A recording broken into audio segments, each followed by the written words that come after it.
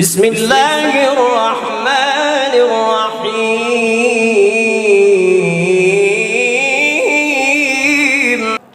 حضرت ابو امامہ رضی اللہ تعالی عنہ روایت کرتے ہیں کہ رسول اللہ صلی اللہ علیہ وآلہ وسلم نے ارشاد فرمایا، جو بندہ بیماری کی حالت میں اللہ کی طرف متوجہ ہو کر گڑ گڑاتا ہے، اللہ تعالیٰ اس بندے کو اس حال میں شفا عطا فرماتا ہے کہ وہ بندہ گناہوں سے بالکل پاک صاف ہوتا ہے۔ اگر آپ ہمارے چینل پر نئے ہیں تو آپ سے گزارش ہے کہ چینل کو سبسکرائب کر دیں اور بیل کا بٹن دبا دیں تاکہ اسی طرح کی ہماری ہر آنے والی نئی ویڈیو کا نوٹیفیکیشن سب سے پہلے آپ کو پہنچے۔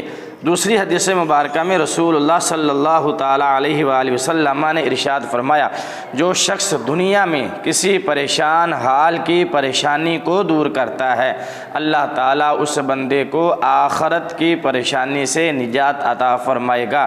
اور جو شخص دنیا میں کسی مسلمان کے عیب پر پردہ ڈالتا ہے، اللہ تعالیٰ آخرت میں اس کے عیب پر پردہ ڈالے گا۔ جب تک بندہ اپنے بھائی کی مدد کرتا رہتا ہے، اللہ تعالیٰ بھی اس کی مدد کرتا رہتا ہے۔ تو ان احادیث مبارکہ کا نتیجہ یہ ہوا کہ کسی کے عیب کو نہ اچھالیں، کسی کے عیب کو لوگوں کے سامنے ظاہر نہ کریں۔